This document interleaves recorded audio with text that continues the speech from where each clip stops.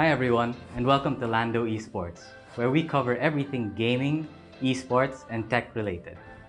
At this point, you should have heard all about Axie Infinity and to some extent, Crypto Blades. If you haven't already, check out some of the articles on our site. We'll leave a link down in the description below. But apart from either of those, people are looking for the next big thing out there, and we think we've found it.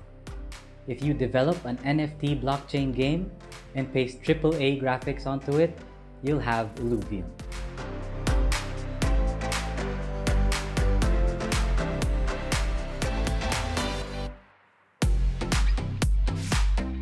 Illuvium is a fully decentralized RPG adventure and collection game that is being built on the Immutable team's Immutable X.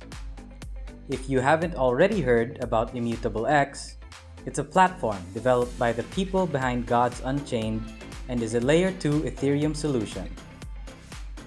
That means that unlike other blockchain games, Illuvium can be played without the need for gas fees.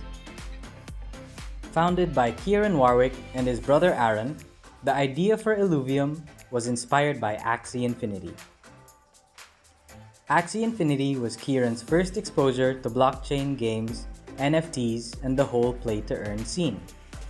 While the art style of the game didn't necessarily appeal to him, the play-to-earn aspect of the game did. That's when the light bulb went off in Kieran's head and he thought, what if we developed a AAA game with play-to-earn aspects? Kieran pitched the idea to his brother Aaron, and thus, Illuvium was born. Now, what exactly is Illuvium? Well, here's what we know. There are two core gameplay aspects within the world of Illuvium. The first is an RPG adventure-style game where players take up the role of a hunter and his trusty drone. Mecha fans can rejoice because the developers have stated that the companion/subordinate drone can be chosen amongst a list of other drones at the start of the game. As a hunter, your job is to go out into the open world and mine for these things called shards. The second core aspect of Illuvium is the capturing and battling of Illuvials, the game's version of Pokemon. Hunters capture Illuvials with the use of the shards that they have mined. They then become eligible to battle in what is tentatively known as the Leviathan Arena and the Ranked Arena. We can speculate that the Leviathan Arena is Illuvium's version of Unranked Arena, and the Ranked Arena is, well, ranked. Now, how exactly will these Illuvial battles take place? Well, Kieran is a huge fan of the Pokemon series games, while Aaron is a fan of strategy games. They decided to put 2 and 2 together to make their combat very similar to Dota 2's Auto Chess and League of Legends' Teamfight Tactics, while still including the capturing and collecting aspects of Pokemon. For those unfamiliar with those titles, Auto Chess is an arcade game mode that started with Dota 2's Arcade. It's a game wherein players face off against 7 other players in a round-robin, last-man-standing type format. Each player is given a set amount of units that they can choose from, place onto the battlefield, which resembles a chessboard, and watch them auto-battle it out against an opposing player's team. There are also synergies between units that make them more powerful when placed on the chessboard together, such as bonus HP and mana regen, or more interesting things, like a chance to summon more units to the board or an innate percentage damage resistance. The main difference between Dota 2's Auto Chess and Illuvium is that players will be fighting in a one-on-one format, and while Auto Chess's playable units are randomly generated per round, players will instead be able to choose from the Illuvials that they've already captured in the game's overworld. Players don't have to worry too much about the Ranked Arena mode in Illuvium. Similar to Axie Infinity, everyone who enters the Ranked Arena will have their Illuvials levels normalized to level 1, in order to create an even playing field. There will, however, be a unit cost mechanic.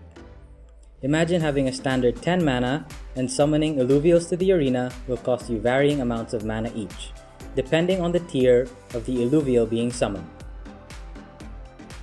A Tier 1 Illuvial might have a mana cost of 1 and very low stats, while a Tier 5 Illuvial will have a mana cost of 5 and towering stats.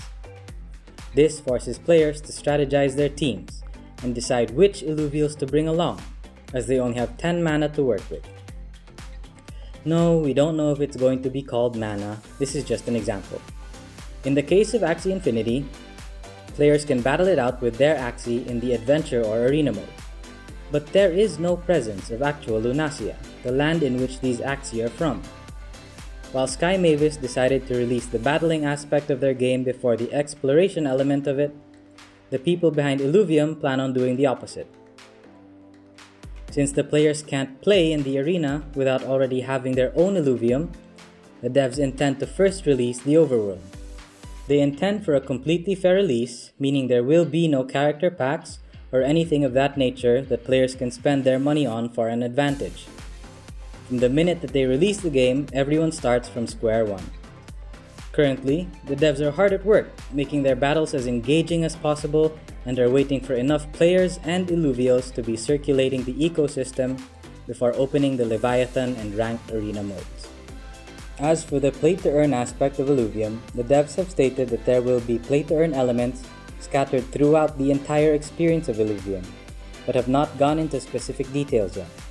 All they have shared is that they've portioned off 10% of their ILV token supply for rewards in tournaments and the like. The devs have made it clear that all players will be starting from square one. There will be no advantages given to those who have more money in real life. So we know during the beginning, hunters will only have access to tier 0 Illuvials and will have to traverse the 7 regions within the game to find other Illuvials of varying tiers. While there isn't actually a tier 0 Illuvial, we call them that because they are either worth no money or are unminted in the Ethereum network.